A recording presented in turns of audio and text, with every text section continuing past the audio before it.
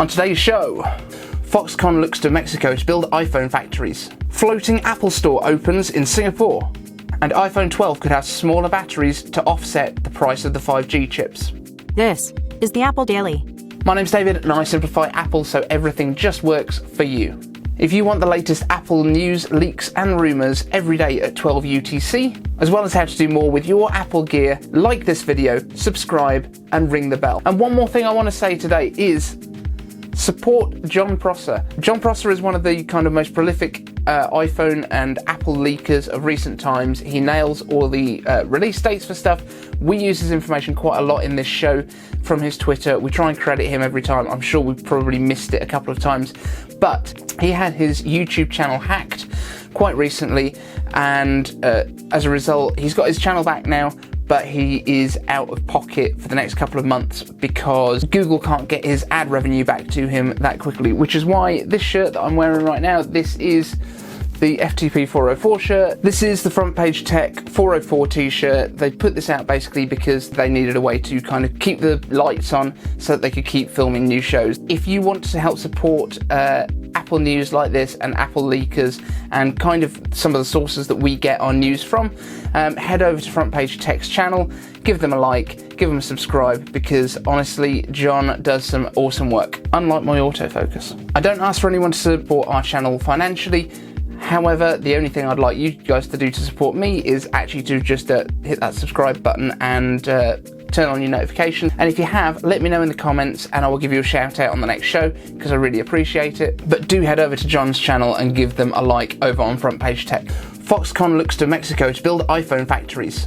So we know TSMC are one of the companies that actually makes the chips for Apple, for their Apple Silicon and for their A-series processors. However, Foxconn is one of those companies that basically takes all of the raw parts of iPhones and assembles them so we actually have an iPhone at the end of the day. Foxconn is a huge company that Apple has been using for years and years and years, and they're now looking to open a new factory in Mexico to assemble iPhones.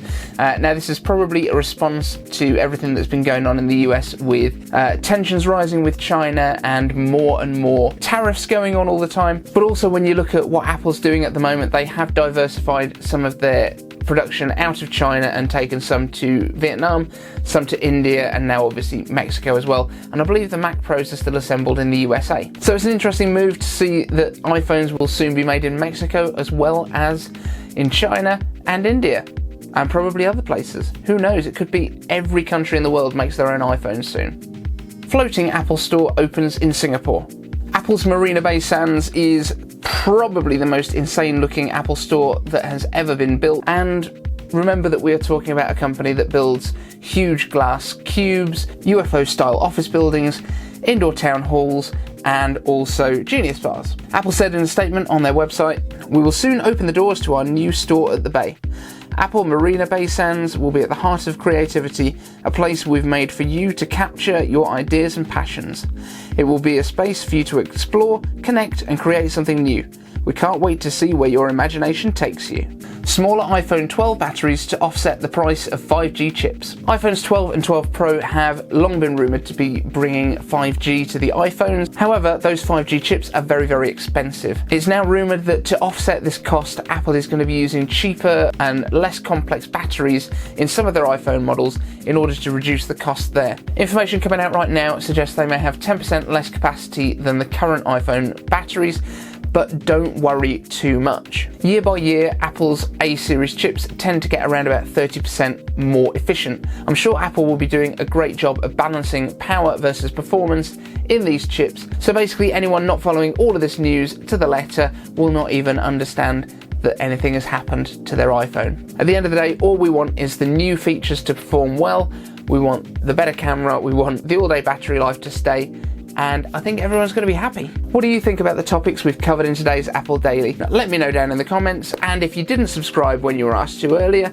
I was watching, you can do it now, and we will say no more about this.